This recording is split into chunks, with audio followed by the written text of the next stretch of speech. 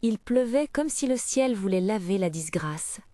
James resta un instant sous l'auvent de la chapelle Riverside, la pluie découpant des lignes sur sa veste usée, le col relevé comme pour cacher quelque chose de plus profond que l'humidité. À l'intérieur, les voix murmuraient entre nappes de parfum et verres de cristal. À l'extérieur, la boue collait aux semelles de ses chaussures comme autant de petites accusations. Il avait vu ce monde-là souvent, mais jamais de si près. La lumière douce des lustres sur des costumes impeccables, des femmes dont les manteaux avaient coûté plus qu'un mois de salaire de James, des rires précis et tranchants qui semblaient calculés pour remplir les silences gênants. Les Westbrook se tenaient groupés près du buffet, un façonnage parfait de posture et d'importance. Richard Westbrook, le patriarche, menait la conversation comme on manie un trophée. Patricia, son épouse, regardait la salle avec l'air d'une reine jugeant ses sujets. Brandon et Melissa, leurs enfants, glissaient des regards d'examen, rapides comme des flèches. Le cercueil de Robert Mitchell, petit, sobre, sans ornement, était au centre, mais personne ne regardait vraiment le bois poli. On parlait du country club, de la dernière acquisition immobilière, de l'éloge funèbre à venir, comme on passerait un mouchoir sur une table déjà dressée. James sentit la gorge se nouer. Son père n'avait jamais aimé l'ostentation. Concierge pendant 40 ans dans un immeuble de briques rouges, homme de routine et de café pris à la pause du midi, il préférait les gestes simples, raccommoder un bouton, tenir la porte, savoir le nom de chacun. Robert avait appris à James la patience, la précision, le courage de la petitesse honnête. Catherine, sa femme, se tenait à quelques mètres, immobile, le visage lisse. La robe noire lui allait bien, conçue pour plaire à un monde qui mesurait l'amour en code vestimentaire.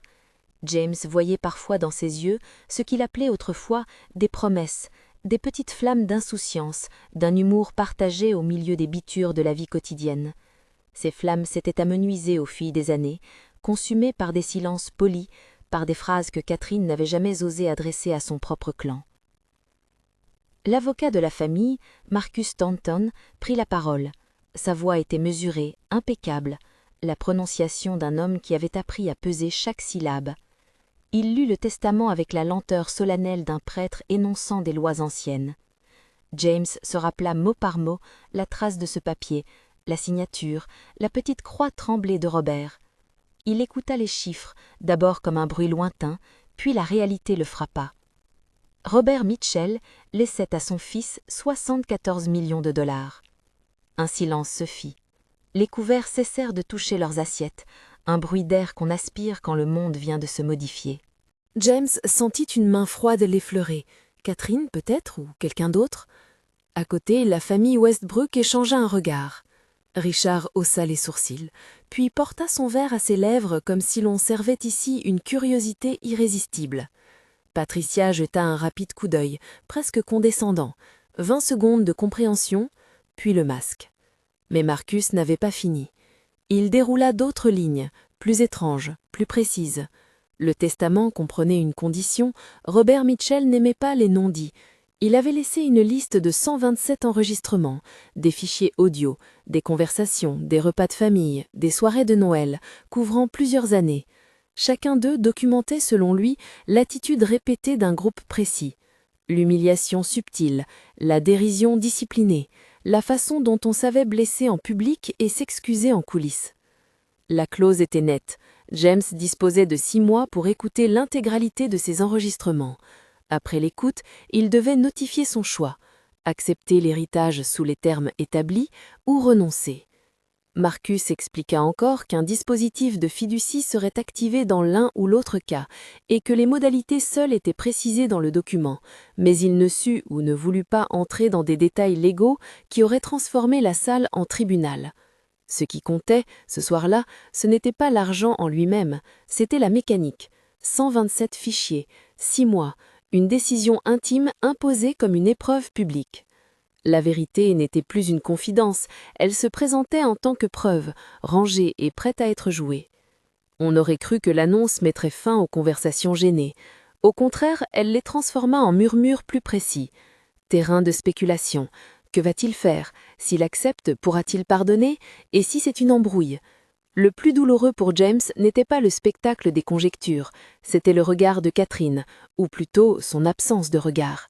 Ses yeux étaient humides, mais fixés sur un point invisible.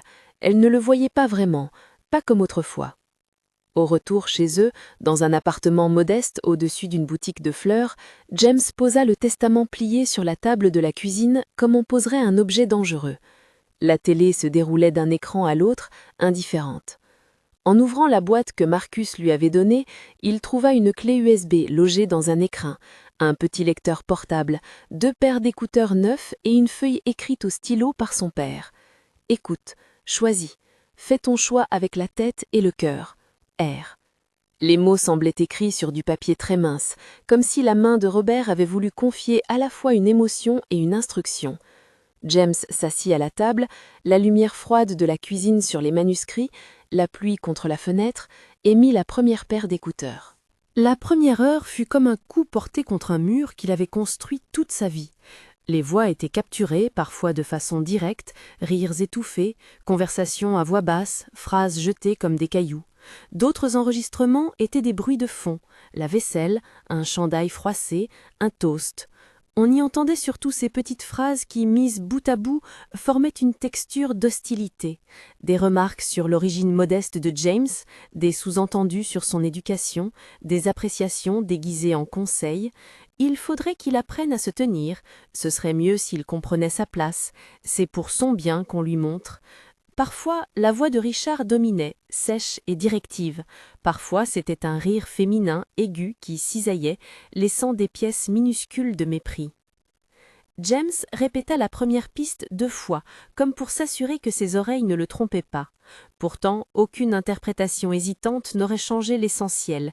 Ces mots n'étaient pas des maladresses isolées, ils formaient un motif, répété et travaillé, un art de la mise à l'écart qui s'était installé comme une tradition. Les Westbrook avaient élevé l'humiliation au rang d'exercice social. Entre 2 fichiers, James se remit à penser à Catherine. Ils se revoyaient des années plus tôt, lorsque leur rencontre avait été encore une chose à part, un banc dans un parc, un rire partagé sur une pluie inattendue, la promesse de dépenser la vie ensemble comme si elle appartenait à eux deux. Ils se souvenaient des petits billets qu'ils laissaient dans la boîte aux lettres, des sandwichs partagés, des bibliothèques visitées, des projets de week-end. Ces souvenirs, brusquement, étaient comme des photographies prises depuis un miroir oblique, la même scène, mais un angle différent révélant des ombres qu'ils n'avaient pas vues. Les enregistrements commençaient à remplir ces ombres.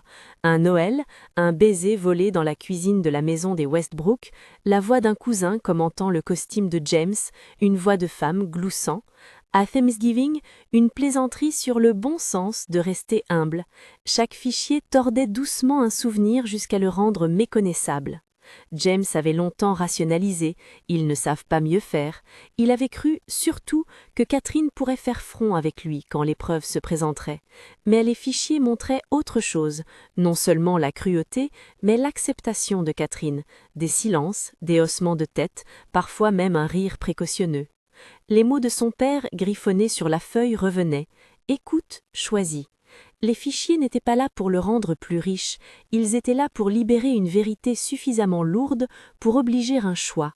L'héritage devenait ainsi une épreuve morale, rester dans un mariage bâti sur des dérobades pour conserver un confort soudain, ou bien se départir de cette sécurité pour préserver sa dignité. La nuit passa sans qu'il ne voie l'heure. La cuisine était devenue le lieu d'un procès silencieux. Les rues s'éteignaient sous la pluie. James prit des notes, collait des roteurs sur un carnet, dates approximatives, noms qui revenaient, un index grossier pour ne pas se perdre dans la masse.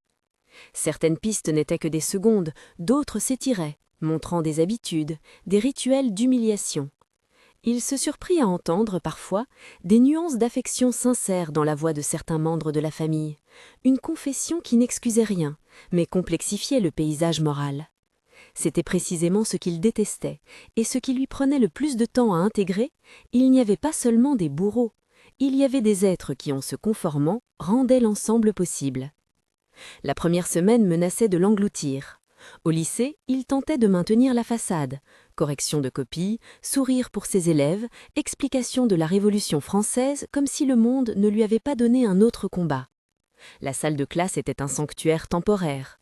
L'odeur de la craie, le crissement des tableaux, la musique lointaine d'un radiateur. Pourtant, chaque soir, les écouteurs se remettaient en place. Les heures s'empilaient. Les fichiers s'accumulaient comme des billes de vérité. James dormait peu.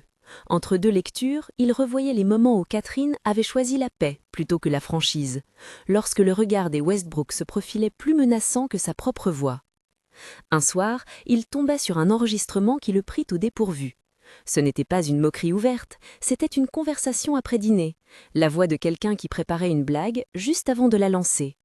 Mais l'enregistrement laissait entendre la décision de ne pas confronter, la petite phrase de Catherine qui, pour préserver l'espace familial, abaissait ses yeux et corrigeait le geste. Il y avait dans ce souffle une acceptation qui n'était pas neutre, c'était une capitulation quotidienne, une série de petits renoncements. James sentit son cœur se serrer, non pas pour la haine qu'il éprouvait envers ceux qui le rabaissaient, mais pour la pitié envers celle qu'il aimait, et qui s'était perdue dans les marées d'un monde qui mesurait toujours la valeur selon des pièces de monnaie invisibles. À mesure qu'il avançait, il découvrait aussi des éléments qui dépassaient la simple cruauté sociale. Il y avait des références à des placements, des donations, des voix qui parlaient d'un fonds familial, des noms cités comme s'ils étaient des appuis invisibles. Robert, dans ses notes, avait laissé des indices sur la nature du pouvoir que les Westbrook exerçaient. Non seulement des injures, mais des leviers économiques qui maintenaient en place des dépendances. Tout cela formait une toile, et James se démenait pour comprendre où se trouvaient les nœuds. Il commença à rédiger une liste pratique. Repérer les dates clés, les personnes intervenantes, les événements qui avaient servi de pivot. Un anniversaire où une remarque avait entamé une confiance, un dîner où une promotion avait été évoquée en termes condescendants, une soirée au country club où James avait failli être humilié devant ses collègues. Ces notes n'étaient pas animées par la rancœur, elles étaient une cartographie, nécessaire pour ne pas se perdre dans la colère. Les premiers jours virent aussi des gestes sobres de la part de quelques voisins et collègues. Maria Rodriguez, une étudiante de sa classe, vint le prendre un matin avec un café à emporter, sans poser de questions. David, un ancien élève, laissa un mot sur la porte. « On pense à vous ». Ces petites solidarités devinrent des ancrages. Elles rappelaient à James que la richesse véritable ne se mesurait pas au lustre d'un salon, mais à la capacité de garder sa dignité et d'offrir un abri aux autres. Pourtant, la tension montait. Dehors, les papillons de la spéculation fermaient des ailes bruyantes. Les journaux locaux sentaient l'odeur d'une histoire. Les voisins chuchotaient. Les Westbrook, qui avaient tant cultivé l'image, incarnaient désormais un entêtement à ne pas laisser une humiliation publique se dissoudre dans l'oubli. James commençait à recevoir des messages indirects, des invitations à déjeuner, des propositions de médiation déguisées, voire une ou deux phrases amicales de la part de Patricia qui, trop polie, sonnaient fausses. Une nuit, alors qu'il avait écouté 8 heures d'enregistrement sur un enchaînement de soirées familiales, il s'effondra sur le canapé, épuisé. Les images défilaient. Noël avec des cadeaux emballés par un doigt accusateur, la remise d'un manteau annoté d'un sourire malin, un compliment transformé en fusée. Mais son esprit revenait inlassablement à cette fois où Catherine, quelques années plus tôt, avait pris sa main dans un théâtre désert et lui avait dit tout bas qu'elle l'aimait pour ce qu'il était, pas pour ce qu'il avait. Il chercha cette phrase dans sa mémoire comme un talisman. Elle était là, intacte, mais l'usure avait rongé sa surface. Il savait que la décision n'était pas seulement pour l'argent, c'était pour la mémoire de ce baiser dans le parc, pour l'homme que son père avait été, pour l'enfant qu'il avait été. L'héritage n'était qu'un instrument que Robert avait préparé pour révéler une vérité trop longue à ignorer. Et pourtant, au cœur de cette certitude, planait une question simple et tranchante. Que ferait-il une fois que les preuves seraient cataloguées, une fois que la vérité aurait éclaté ? Était-il prêt à raser ce qu'il avait connu pour la rendre visible? Pouvait-il accepter d'être l'homme qui, par action, détruit la façade d'une famille, même si celle-ci le méritait? Il n'y avait pas de réponse immédiate. Il n'y avait que la musique répétitive des enregistrements et le tic-tac d'un réveil qui marquait des nuits blanches. L'engagement vint un soir d'octobre, quand il inséra le 100e fichier et entendit une conversation dont la tonalité le fit se figer. On n'y ridiculisait pas seulement son origine, on évoquait des décisions qui affectaient des carrières, des placements qui n'étaient pas toujours transparents, la manière dont l'argent pouvait servir à plier des volontés. C'était une pièce différente du puzzle, la cruauté sociale accompagnée d'outils concrets de pouvoir.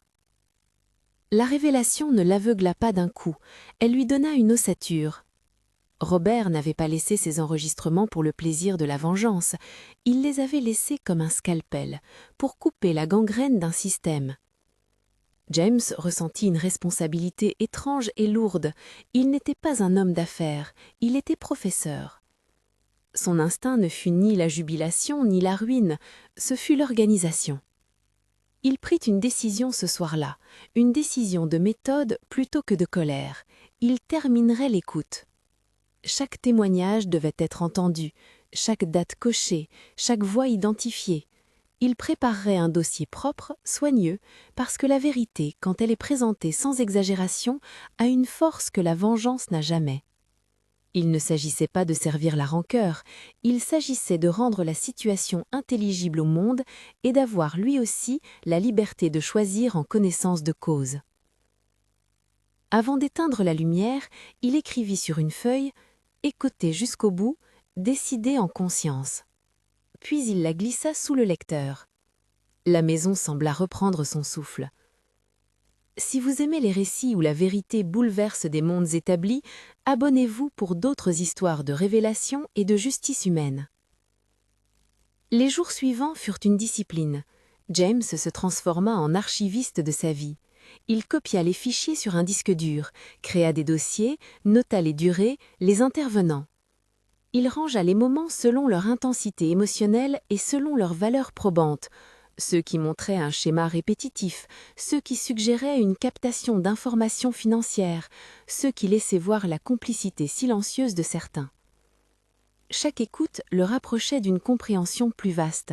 La tradition des Westbrook n'était pas un enchaînement de facéties, c'était un rituel social qui exigeait conformité et punissait l'irrévérence. Il commença aussi à mesurer les conséquences possibles. Une divulgation mal faite pourrait lui rendre la vie impossible, une passivité pourrait le laisser sans dignité. Entre ces deux extrêmes, il entrevoyait une voie que son père avait peut-être pressentie, utiliser la structure même du système, un testament, un instrument légal, pour forcer une décision morale. L'idée de l'IRS, évoquée par certains extraits de conversations sur des placements et des donations, s'imposa comme une possibilité concrète. Mais James refusa d'en faire un plan impulsif. Il n'était pas question d'une vendetta, il s'agissait d'une construction méthodique. Au fil des écoutes, la figure de Catherine changea dans son esprit. Ce n'était ni une victime pure, ni une coupable absolue. Elle était devenue, petit à petit, un produit de la tradition elle-même, façonnée, dressée, obligée à un silence qui préservait les apparences. James éprouvait pour elle une colère aiguë, mais aussi une compassion paradoxale. L'amour qu'il avait pour elle n'avait pas disparu, il était transformé en quelque chose de plus trempé, plus lucide. Il comprit qu'aimer ne signifiait pas nécessairement accepter tout de ce que l'autre avait cessé de voir. Puis vint la piste 127. James hésita avant d'appuyer sur play. Il savait que chaque fichier menaçait un peu plus sa structure interne. La dernière piste, Robert l'avait peut-être laissée volontairement comme pierre angulaire. Il posa les doigts sur le lecteur. La dernière bande commença par un bruit de fond familier. Verglas, des voix qui parlent bas, le tintement d'un verre. Ensuite, un mot prononcé d'une voix qu'il reconnaissait, douce, ferme, tranquille. Si un jour ces voix viennent te hanter, souviens-toi, la vérité n'est pas une arme, c'est une clé. Cette phrase, estampillée de la voix de son père, fit sauter quelque chose. Il sentit à la fois la brûlure de la trahison et la clarté d'une mission. La vérité était désormais placée devant lui non comme une fin en soi, mais comme une ouverture vers une autre manière de vivre. Le soir où il ferma l'ordinateur pour la première fois depuis des nuits, il ne prit pas de décision publique. Il n'appela pas l'IRS, il ne prononça pas son intention de divorcer. Il s'assit et écrivit plutôt une lettre à lui-même. « Tu as 6 mois. Écoute, comprends, choisis. » Le carnet, griffonné, pesait comme un testament intérieur. Il y avait encore des centaines d'heures à entendre, des souvenirs à réinterpréter, des visages à reconnaître. Mais, pour la première fois depuis longtemps, il se sentit doté d'un cap. Il avait reçu en héritage terrible et précieux la preuve que la tradition pouvait tuer l'amour. Ce n'était ni une malédiction ni une bénédiction, c'était une opportunité de décider, enfin, qui il voulait être. La pluie avait cessé cette nuit-là. Les rues luisantes renvoyaient des reflets incertains. Le monde semblait attendre qu'il fasse son prochain pas. James se leva, prit sa geste et regarda une dernière fois la photographie de son père posée sur la cheminée. Robert souriait comme toujours, d'un sourire qui savait des choses que James commençait seulement à comprendre. Il n'avait pas encore choisi, mais il n'était plus dehors, sous l'auvent, à écouter des rires qui n'étaient pas adressés à lui. Il avait la clé, les enregistrements et le temps. Le vrai travail, pensa-t-il, commençait maintenant. Les semaines qui suivirent furent une épreuve d'endurance. James acheva l'écoute des 127 fichiers avec la lenteur d'un homme qui veut que chaque pièce du puzzle s'ajuste sans créer d'ombre d'interprétation. Il s'était imposé un rituel. Le matin, correction de copies et cours au lycée. L'après-midi, écoute et classement des pistes. La nuit, notes et synthèse. Les dossiers prirent forme, propres et méthodiques, sans l'emphase d'un pamphlet. Juste des dates, des durées, des citations transcrites mot à mot, des rapprochements entre remarques et événements concrets. Quand une voix parlait d'un don factice ou d'une aide discrète pour faire pencher une décision, James cherchait la trace comptable. Quand un rire accompagnait une humiliation, il notait les témoins et le contexte. Il prit soin de solliciter un conseil légal dès que la cartographie émotionnelle se mua en soupçon financier. Il rencontra un avocat dans un cabinet modeste, une personne que lui recommanda un ancien collègue du lycée. L'avocat, prudent, expliqua les voies possibles sans promesse. Conservation des preuves, anonymat initial, dépôt d'une plainte auprès des autorités compétentes, évaluation de la crédibilité des documents et des implications fiscales. Il y eut des discussions sur la chaîne de possession des fichiers, sur la manière dont un juge pourrait les considérer, sur la différence entre humiliation morale et infraction pénale. Tout fut consigné, étiqueté, rangé. Parmi les conversations en ligne de mire, une piste revint souvent. Des allusions au placement du fonds familial, des transferts confus vers des comptes offshore, des donations transformées en subventions à peine tracées. Les enregistrements n'étaient pas des registres bancaires, mais ils contenaient des phrases sur des flux d'argent et des manières d'utiliser la philanthropie comme écran. L'avocat conseilla d'en avertir l'administration fiscale, plutôt que de se précipiter vers la presse. C'était, dit-il, une manière de s'assurer que la question serait examinée selon des règles, non selon l'émotion. James envoya donc, via le canal sécurisé recommandé, un dossier préliminaire à l'IRS, accompagné d'un résumé des enregistrements et d'une note expliquant les motifs de sa demande d'enquête. Il choisit la voie institutionnelle parce que son but n'était pas de détruire pour détruire, mais d'ouvrir une procédure qui permettrait d'éclairer les flux financiers et de réparer, si possible, les torts créés par un système. Quelques jours suffirent pour que le courrier ne reste pas lettre morte. Une voix claire, celle d'une enquêtrice, l'agent Sarah, le contacta. Elle venait avec précaution et protocole, mais aussi avec cette efficacité froide des personnes formées à dissocier l'émotion du dossier. Les premiers affrontements furent administratifs. L'IRS demanda l'originalité des fichiers, la chaîne de possession, des confirmations d'horodateurs possibles, tout ce qui pouvait transformer des fichiers audio en éléments utilisables devant une juridiction. James remit ce qu'il pouvait, signa des attestations, expliqua comment il avait obtenu la clé USB et le lecteur. L'enquête prit la forme d'un cercle concentrique, d'abord la vérification des faits, ensuite l'audit des comptes, puis l'examen des liens entre le fonds familial et certaines entités. Les agents, Sarah et Marcus Wu, se montrèrent rigoureux, respectueux, conscients de la dimension humaine du dossier. Ils lui répétaient la même chose à chaque réunion. Ils enquêteraient sur les éléments tangibles, ils ne garantissaient pas un résultat automatique. « Nous travaillons sur la vérité des flux », dit Marcus Wu lors d'un tête-à-tête dans une salle vitrée d'un bureau fédéral, pas sur la moralité des regards. La nouvelle qu'une enquête fiscale était ouverte fut d'abord un murmure, puis un grondement. Les Westbrook, maîtres de cérémonies sociales, virent leur espace de sécurité se fissurer. Richard, qui avait toujours manœuvré avec l'assurance d'un homme habitué à ce que l'on courbe l'échine, fit face pour la première fois à un dossier qui exigeait transparence. Les banques reçurent des lettres, des demandes de documents, des citations. Les sous-traitants furent interrogés. Des comptes, jusqu'ici opaques, furent rapprochés à des mouvements discutables. Il fallut à Richard, qui avait bâti son autorité sur la confluence de prestige et d'influence, plus que de mots, il lui fallut des explications écrites. L'enquête se transforma en tempête publique quand le journal local publia quelques extraits d'une note interne, un papier d'origine indéfinie selon les journalistes, mais reprenant des éléments que l'IRS confirmait être bel et bien étudiés. Les photoreporters qui jadis couvraient d'un bon œil les soirées du country club commencèrent à suivre les audiences préliminaires. Les Westbrook n'avaient plus ce luxe de l'irresponsabilité publique, les conversations se déplaçaient de salons feutrés vers des files d'attente devant des tribunaux. La chute, lorsqu'elle commença, fut méthodique plus que théâtrale. Perquisitions, saisies de documents, interrogatoires sous serment. Richard fut mis en examen, accusé de malversation financière et d'irrégularité fiscale liées à la gestion du fonds familial. Des accusations selon lesquelles des flux d'argent servaient parfois à masquer des avantages indus. Les mots employés par la presse étaient précis et froids. Soupçon, audit en cours, inculpation possible. La réalité juridique restait complexe, mais la mécanique avait commencé.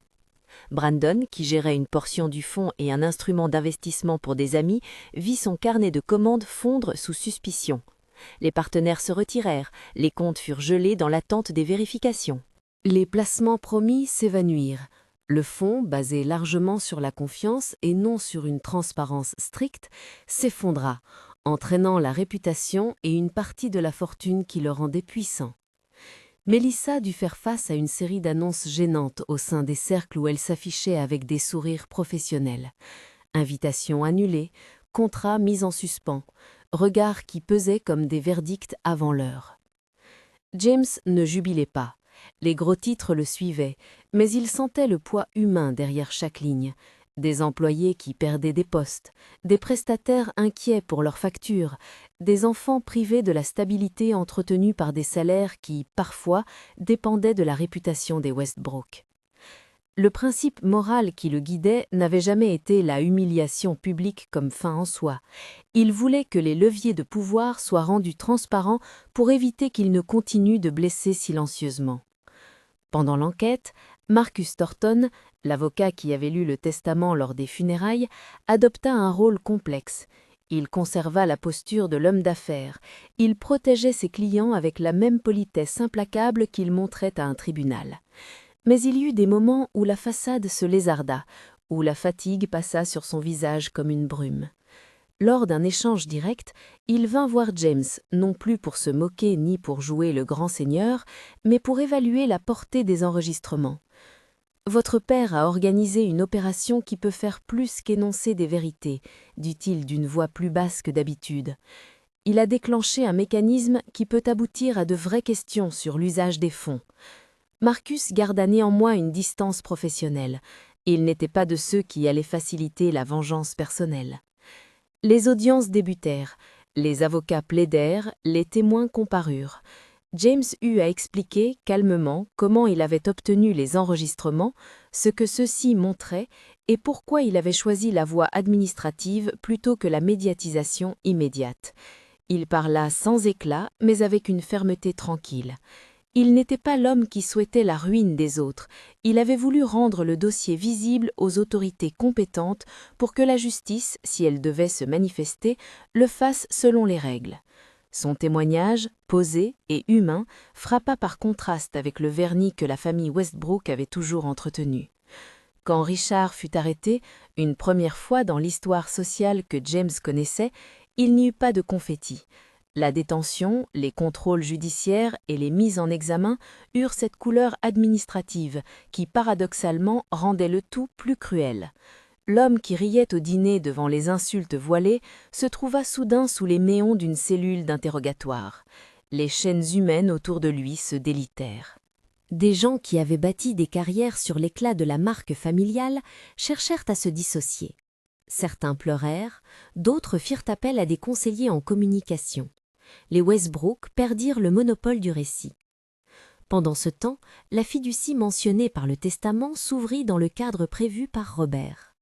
L'acte précis, malgré les complexités juridiques, laissait à James un accès à des ressources structurées. Un versement initial destiné à l'organisation philanthropique qu'il choisirait de soutenir et une mise en place d'un système de fiducie qui prévoyait des modalités de distribution. Les conseillers du dossier, prudents, l'encouragèrent à définir des objectifs clairs et des mécanismes de gouvernance avant de toucher $1. C'était l'intention même de Robert, que l'argent serve un but réfléchi, non une jouissance improvisée. James fit un choix qui surprit peu ceux qui le connaissaient vraiment. Il loua, plutôt qu'il n'acheta, un appartement modeste dans un immeuble sans prétention, non loin du lycée. L'endroit avait une vue sur une cour plantée d'érables. Il n'était pas un palais, mais il fut le premier choix conscient de celui qui venait de recevoir plus de raisons que jamais d'exhiber un statut. Il resta enseignant. Les élèves eurent donc dans leur quotidien le professeur qui corrigeait à l'heure, qui donnait des conseils d'orientation, qui connaissait la vie de collège mieux qu'un plaque tournante de donation. Pour James, la tenue de ce cap était une forme de fidélité à l'homme que son père avait été. Le premier geste patrimonial significatif fut la création de la fondation Robert Mitchell. James utilisa l'allocation initiale prévue par la fiducie, $25 millions, pour créer une structure avec vocation claire. Bourse intégrale pour les jeunes de quartiers défavorisés, programme de tutorat intensif après l'école, financement d'équipements pour bibliothèques scolaires et une réserve d'urgence pour aider les familles à couvrir des coûts éducatifs imprévus. La somme permit de constituer une dotation initiale durable, pensée pour générer des revenus qui soutiendraient le projet sur le long terme. Les chiffres furent établis par des conseils prudents. Allocation pour 100 bourses annuelles, financement pour la création d'un centre de tutorat dans le Bronx, soutien à des programmes de mentorat. James voulut que la fondation soit plus qu'un instrument financier, il l'a voulu comme un lieu vivant. Il engagea Rachel Kim, une travailleuse sociale qu'il avait rencontrée via un réseau associatif local. Rachel connaissait la ville, connaissait les écoles, savait où l'aide se transformait réellement en capital humain. Elle prit le poste de directrice exécutive et transforma le plan en projet concret. Ateliers de lecture pour les enfants de 6 à 11 ans, coaching universitaire pour les adolescents, bourse de recherche pour des étudiants souhaitant devenir enseignants. Maria Rodriguez fut la première receveuse d'une bourse complète. Sa mère versa des larmes lors de la cérémonie modeste d'attribution qui se tint dans une petite salle municipale encombrée de chaises en plastique. David, un ancien élève de James, reçut un accompagnement pour préparer son entrée dans un programme professionnel. Ces micro-histoires permirent à James de sentir que l'argent servait vraiment à changer des trajectoires. À l'ouverture officielle de la fondation, James prononça un discours simple. Il parla de son père, d'un homme qui n'avait jamais mesuré la valeur d'un être à sa façon de compter, mais à sa capacité de tendre la main. Il évoqua la tradition qui, chez certains, s'était transformée en une mécanique d'exclusion et comment la vérité, découverte à travers des preuves, pouvait permettre de réparer sans se complaire dans la destruction. Il remercia Rachel, les partenaires éducatifs et souligna que la première mission était d'écouter. Écouter les jeunes, écouter les familles, écouter les besoins réels avant de distribuer des billets. La presse, présente mais moins gourmande que lors des premières révélations, nota la sobriété du geste. Le processus judiciaire se poursuivit. Les audiences révélèrent des pratiques discutables au sein du fonds Westbrook. L'accumulation d'indices permit aux autorités de tracer des flux qui n'étaient pas toujours conformes aux standards fiscaux. Les juristes évoquèrent des schémas d'opacité, des structures mal déclarées et des avantages dissimulés dans le cadre d'activités qui se dissimulaient derrière la philanthropie. Là encore, James observa la procédure avec prudence. Il ne cherchait pas la ruine personnelle des individus, il voulait la responsabilisation de systèmes opaques. Quand la justice fit son cours, il respecta les verdicts et les peines imposées en fonction des preuves. Socialement, l'écosystème changea. Les invitations au country club diminuèrent, les dîners changèrent leur tonalité et certains cercles perdaient leur certitude. D'autres s'empressèrent d'ouvrir un discours de réforme promettant plus de transparence. James accueillit ces transformations sans triomphalisme, conscient qu'un changement de posture ne répare pas toujours la blessure morale. Il accepta cependant de participer à des tables rondes sur l'éthique philanthropique, où il plaidait pour des règles qui éviteraient la concentration incontrôlée de pouvoir entre quelques mains. Sa parole était mesurée, jamais vindicative. La vie intime de James, quant à elle, resta compliquée. Le divorce passa par ses étapes administratives, sans scène digne d'un roman feuilleton, il fut l'alignement de décisions prises en conscience. Catherine, dont le visage avait souvent été une carte de silence, répondit enfin par des gestes concrets. Les mois après le choc virent son retrait progressif du monde Westbrook. Elle quitta la maison familiale, non point parce qu'elle avait été expulsée, mais parce que les murs qui la protégeaient n'existaient plus. Sa première visite, quelques mois plus tard, fut un acte de petite réparation. Ils se retrouvèrent dans un café à mi-chemin, un lieu simple, tables en bois verni, un miroir embué qui renvoyait 2 silhouettes posées l'une en face de l'autre. Elle avait l'air moins habillée pour plaire qu'autrefois.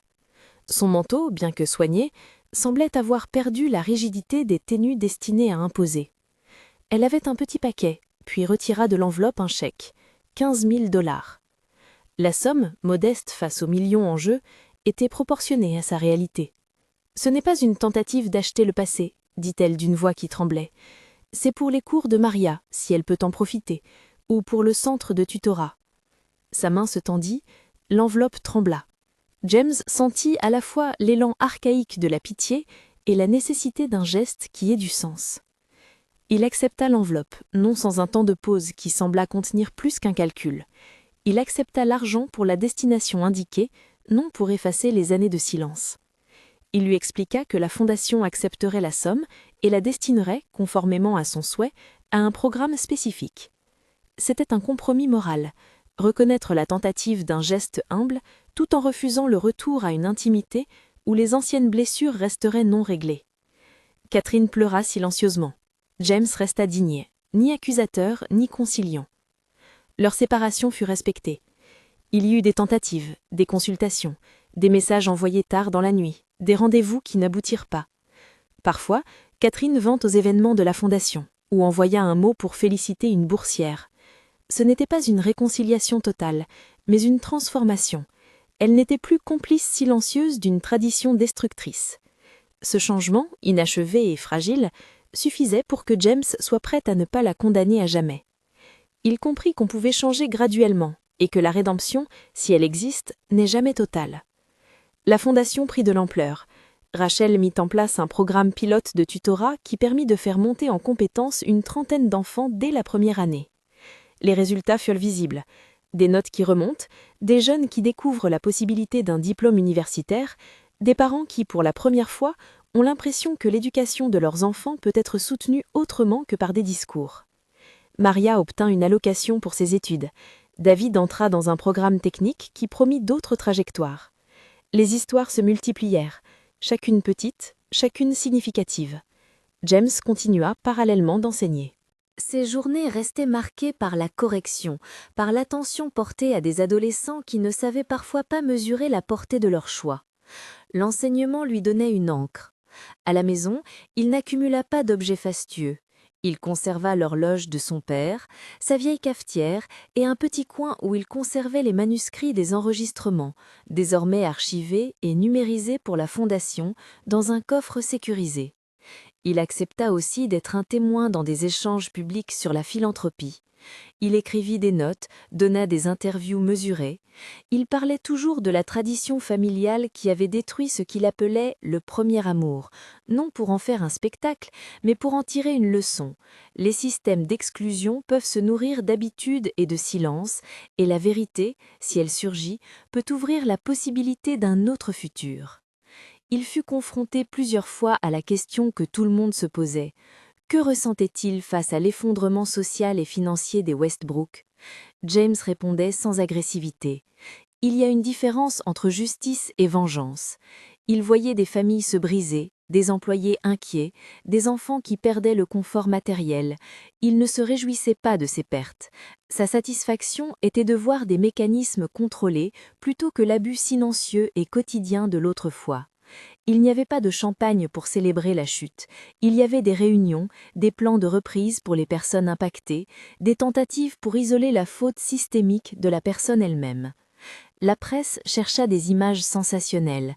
Quelques tabloïds ne manquèrent pas d'alimenter des caricatures. James le professeur devenu millionnaire, la revanche du concierge.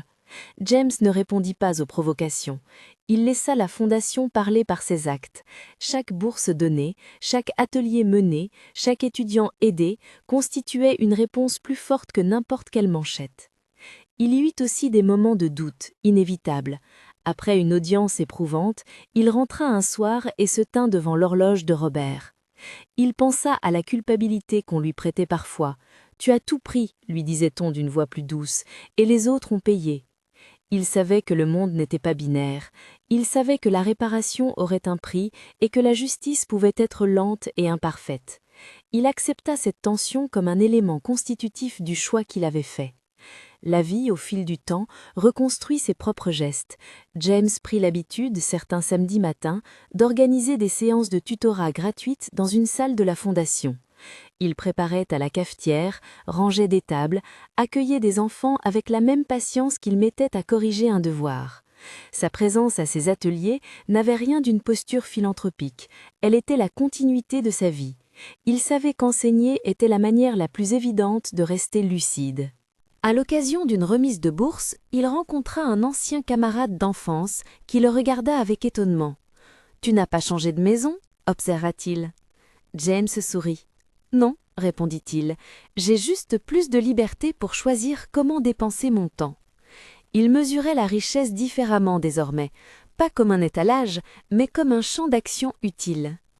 Les mois glissèrent et la fondation prit racine. Les 25 millions placés initialement permirent de financer programmes et infrastructures, mais James et Rachel travaillèrent à des partenariats avec des écoles, des universités et des associations locales pour amplifier l'impact. Le discours lié à la responsabilité philanthropique gagna en cohérence. Mettre en place des audits de transparence, soutenir des petits projets locaux plutôt que d'imposer des solutions depuis l'extérieur et privilégier la gouvernance partagée. Un après-midi d'hiver, alors que la neige fondante pliait les branches d'un platane, James reçut un appel. Le nom de la personne au bout du fil était la voix d'un des agents de l'IRS, Marcus Wu. La voix était calme, les procédures avaient abouti sur des conclusions partielles, des pénalités, des restitutions, des poursuites contre certains individus et des accords transactionnels permettant de récupérer des fonds destinés aux personnes lésées. Richard, mis en examen, avait accepté à un stade une négociation qui incluait des sanctions financières et une responsabilité reconnue. Les procédures restaient compliquées, mais des sommes revenaient partiellement à des entités affectées. James écouta sans triomphe. La loi avait suivi son cours, parfois lente, parfois insatisfaisante, mais fonctionnelle. C'était encore une fois le triomphe relatif de la règle. À la Fondation, on établit une réserve pour accueillir les remboursements éventuels issus des procédures. James décida, avec le Conseil, que toute somme récupérée serait d'abord consacrée à des programmes qui aidaient directement les familles affectées par la chute du fonds. Aide ponctuelle aux employés licenciés, actions de soutien pour des projets locaux mis en péril et renfort de bourse pour éviter que des jeunes ne perdent la possibilité de continuer leurs études. Il se souvenait que les décisions d'un homme peuvent avoir des conséquences sur des vies. Il s'efforçait de réparer autant que d'instruire. L'un des impacts les plus inattendus fut l'émergence d'une conversation plus large sur les traditions et leur pouvoir destructeur. Dans des écoles, des associations, des conférences, on évoqua comment des rituels de supériorité peuvent s'insinuer dans les pratiques quotidiennes et réduire l'altérité à une série de petits mépris. James y prenait parfois la parole, non pour donner des leçons, mais pour raconter une histoire, celle d'un homme qui avait écouté 127 enregistrements et qui avait choisi de transformer la découverte en responsabilité. Il parlait des silences de ceux qui aiment, des compromis qui tuent la joie et de la nécessité d'un espace où l'on puisse réparer sans annihiler. Les ex-amis de salon se retirèrent, les alliances se dénouèrent, mais des alliances différentes se formèrent. Celles avec des enseignants locaux, avec des bibliothécaires, des entraîneurs de clubs de jeunes, des directeurs d'associations. James changea de calendrier social. Il fit des choses simples, aller voir un match de son ancien élève, offrir une permanence pour conseiller les familles sur les démarches scolaires, parler à des lycéens du sens du travail et de l'intégrité. On vint voir en lui quelqu'un d'accessible, pas un mécène d'un soir. Il y eut aussi des moments d'angoisse, comme celui où on mit en lumière des erreurs commises dans la gestion initiale de la fondation, des choix administratifs mal évalués, des identifications d'acteurs peu fiables. James prit ces erreurs comme un rappel que la philanthropie, comme tout autre travail, demandait une expertise et une humilité continue. Il accepta des audits, fit appel à des experts et s'efforça de corriger sans dramatisation. Un soir, quelques années après la révélation, il se promena dans le centre que la fondation avait aidé à rénover. Les murs portaient des dessins d'enfants. Une bibliothèque avait reçu des milliers de livres neufs et un tableau affichait les noms de jeunes boursiers. James sentit une émotion profonde, non triomphale, mais douce. Robert, pensait-il, aurait peut-être préféré qu'on ne transforme pas la douleur en rumeur, mais il sourirait de voir des enfants lire sans craindre d'être jugés pour leurs vêtements ou leur accent. Il se rappelait de la phrase finale du dernier enregistrement de son père « La vérité n'est pas une arme, c'est une clé ». Il l'avait transformée en principe. La clé avait ouvert des portes, certes parfois douloureuses, mais elle avait aussi permis d'entrer dans des pièces où l'on pouvait mettre des chaises, une table et parler d'un futur différent. La question que les commentateurs adoraient poser revenait souvent dans son esprit. Avait-il sacrifié quelque chose en choisissant la transparence ? Oui. Il avait perdu la vie simple à deux qu'il avait connue autrefois, une intimité faite de petits billets et de promesses inavouées. Mais il avait gagné une clarté nouvelle, la capacité de choisir où engager sa vie. Il avait la liberté de dépenser son temps pour des causes qui semblaient dignes, la liberté de parler sans craindre le regard qui juge selon d'autres règles. C'était à ses yeux une richesse qui valait plus que ce qu'un monde mesurait avec des verres de cristal. Les Westbrook, quant à eux, furent contraints à la remise en question publique. Certains membres cherchèrent ensuite à réparer à travers des dons transparents et des initiatives clairement encadrées. D'autres firent face aux conséquences juridiques et au discrédit social. Les vies continuèrent, tâtonnantes, et des réparations furent tentées, parfois sincères, parfois instrumentales. James garda une posture de réserve. La justice devait faire son travail, la solidarité devait s'exercer avec discernement. À la fin, il resta convaincu d'une chose simple et rude. La tradition, quand elle s'institue comme système d'exclusion, peut désagréger des amours et des vies. Son histoire personnelle en était la preuve. Mais la vérité, même si elle coûte, peut aussi libérer. Elle a permis, dans son cas, de transformer la colère en un projet qui aide d'autres vies à trouver des voies différentes. Il n'y avait pas de revanche en joie, mais un choix réfléchi de réparation concrète. Un dimanche après-midi, il traversa le parc où il avait rencontré Catherine des années auparavant. Les bancs étaient occupés par des familles, des enfants couraient, un chien tirait sur sa laisse. James s'assit.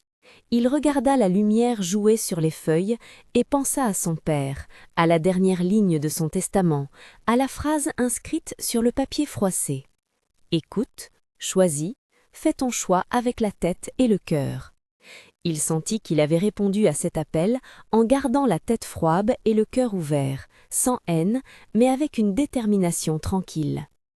La vérité avait éclaté. Elle avait détruit, en partie, ce qui avait été construit sur des hiérarchies humiliantes. Elle avait blessé des personnes innocentes comme des coupables. Elle avait surtout permis la possibilité d'un autre usage de la richesse. La tradition qui avait détruit le premier amour de James avait finalement été confrontée à sa propre contradiction. Un système qui s'auto-justifie finit par se fragiliser dès que la lumière s'y introduit. Et cette lumière n'avait pas été jetée pour assouvir une vengeance, mais pour ouvrir une porte. Il se leva, remit sa veste et marcha vers la rue. Dans son sac, au bordé d'un carnet où il consignait chaque décision, se trouvait la liste des projets de la fondation, les noms des jeunes suivis et une note manuscrite. Reste enseignant, reste humain. Il savait que la reconstruction ne s'arrêtait pas, elle exigeait du temps, des échecs aussi, des corrections. Mais il posa un pas devant l'autre avec la certitude qu'il avait fait ce qui lui semblait juste. Que feriez-vous à la place de James ? Partagez votre avis en commentaire, et si cette histoire vous a touché, pensez à la partager avec quelqu'un qui pourrait s'interroger sur les traditions familiales et la valeur de la vérité.